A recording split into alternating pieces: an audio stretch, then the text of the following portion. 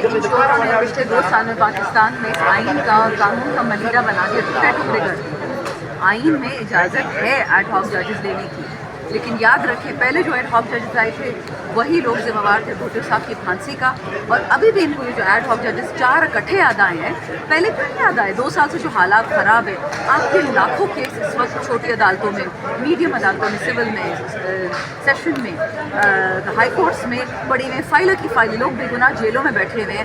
ان کے لیے تو ان کو ایڈ ہاک ججز نہیں یاد آتے. سپریم کورٹ کے لیے اور ابھی کیوں چاہیے جب خان صاحب کے حق میں فیصلہ تمام عدالتیں دے رہی ہیں، جب ظلم ختم تو نہیں ہو رہا بٹ ہمارے لوگ تنگ آ گئے ہیں، اب کھڑے ہو گئے ہیں، سامنے اٹھ کھڑے ہو گئے کہ جو کرنا ہے کرو، ہم پیچھے نہیں ہٹ رہے. تو تب ان کو ایڈ ہاک ججز یاد آتے ہیں. جواز یہ پیش کیا جا رہا ہے کہ جب قاضی فیض صاحب آئے تھے تو اس وقت کیسز کی تعداد جو تھی وہ 54,000 کے قریب تھی اور آپ 60,000 کو ٹچ کر رہے ہیں. تو کس کی غلطی ہے؟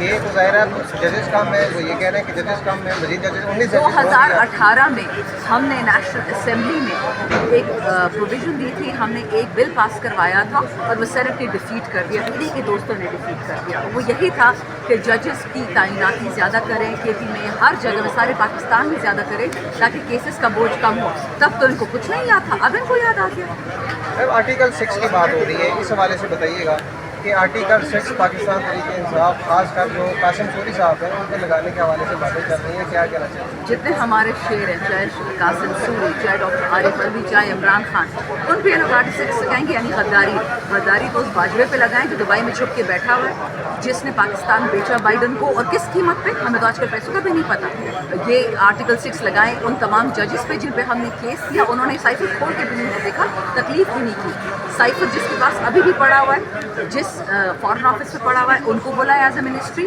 سائفر چھاپے تو صحیح، ایک دفعہ پتہ تو چلے کہ امریکہ نے کیا آرڈر دیا تھا باجوہ کو. جس کو آرڈر ملا تھا کہ خان کو ہٹاؤ، شہباز کو لگاؤ، ان سب پہ آرٹیکل 6 لگے گا. یہ سب مرتکب ہیں انکلوڈنگ آپ کے الیکشن کمشنر. اسے تو یہ بھی بول دیا لیکن مجھ پر آرٹیکل 6 لگا تو میں ساری باتیں بتا دوں گی. تو آپ مجھے بتائیے پاکستان کون ایسے کدو نما لوگ ہیں جو چلا رہے ہیں؟ اب یہ بتائیے گا کہ جسٹس مظہر بھی ایڈ ہاک ججز میں شامل ہے.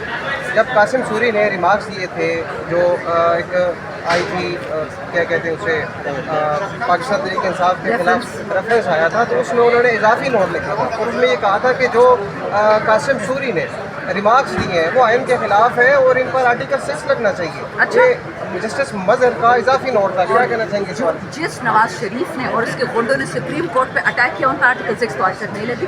سب سے پہلے نواز شریف پہ لگائیں اپنا اضافی نوٹ اس پہ. تو آپ کا بھی الزام ہے کہ آپ نے بھی پارلیمنٹ پر حملہ کیا ہے، یہاں پہ جب احتجاج ہوا تھا وہ سارے کا سارا سین، تو آپ نے بھی الزام لگاتے ہیں. الزام لگانا اور دھاوا بولنے میں بہت ہوتی. بیٹے تو الزام یہ بھی لگاتے کہ پی ٹی آئی بکھی ہوئی ہے، تو یہ بھی الزام لگاتے تھے کہ خان یہودی لابی میں. فضل الرحمان صاحب کہتے کہ نہیں وہ تو میں اس لیے کہتا تھا سسٹم کے خلاف. مجھے یہ بتائیں اسرائیل ڈیلیگیشن کس نے بھیجا تھا جب ہماری حکومت گئی؟ ہم تو نہیں تھے، پی ڈی ایم کی نواز شریف تھا.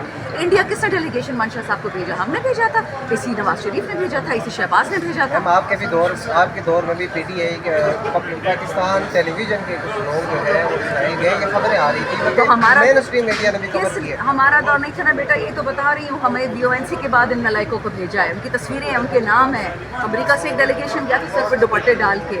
شرم نہیں آتی کہ فلسطین کو ٹکڑے ٹکڑے کرتے اور اوپر سے سر پہ دوپٹہ ڈال کے ان کے ساتھ دوستی کرتے ہیں. میرے پاس نام ہے لوگوں کے، لیکن میں اس لیے چپ ہوں کیونکہ جن میں حیا نہیں ہے اس کا مطلب یہ تو نہیں کہ ہم بھی بے حیا ہیں.